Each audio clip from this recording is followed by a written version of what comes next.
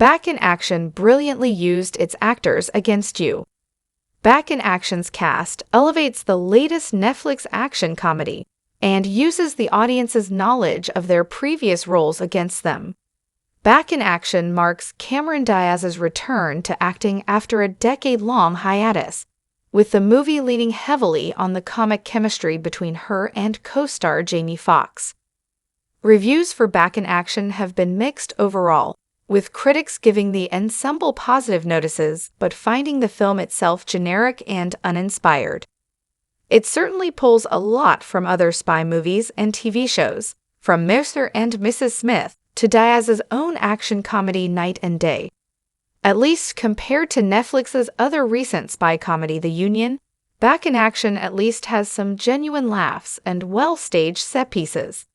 The plot itself is nothing new, though the filmmakers wisely subvert expectations by casting name actors in roles that go against their typecasting. Back in Action knows audiences expect Andrew Scott to be a villain. Back in Action casts Andrew Scott as Baron, an MI6 operative who once went out with Emily, Cameron Diaz, and is clearly still in love with her. Emily and Matt, Jamie Foxx, later suspect Baron is the one chasing after them and trying to recover the ICS key. Of course, audiences will suspect Scott based on his past roles. The Irish star first shot to fame as Moriarty on BBC's Sherlock, and followed up with more villainous parts like C in the James Bond outing, Spectre. Back in Action itself casts doubt on Baron's intentions as he chases after Matt and Emily, with his colleague Wendy Fola Evans-Akingbola suspicious of how he's handling the case. The big reveal that Baron is the bad guy feels inevitable, but it never arrives. Scott's Baron is completely on the level, outside a somewhat creepy fixation on Emily. Still, he has no connection to the mercenaries seeking the ICS key. Sadly, Andrew Scott doesn't get much to do in Back in Action, other than issue orders and look stern.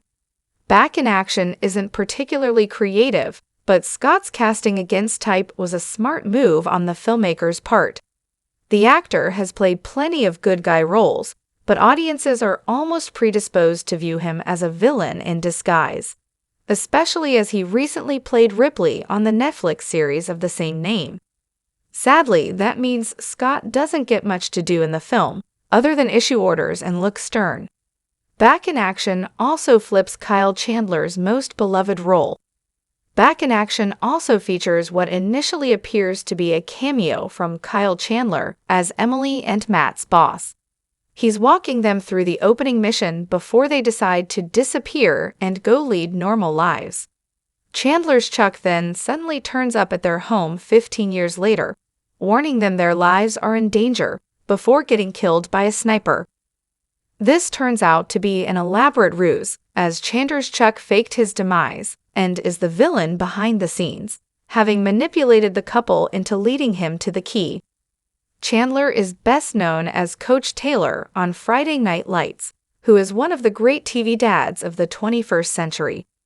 Chandler is such an innately warm screen presence that audiences tend to trust him sight unseen, which makes his surprise heel turn all the more effective in the third act. Again, Back in Action isn't breaking any new ground in the spy genre, but it is nice to see the people behind the camera put some thought into wrong-footing viewers with its casting choices. Back in Action's cast is the best thing about the movie.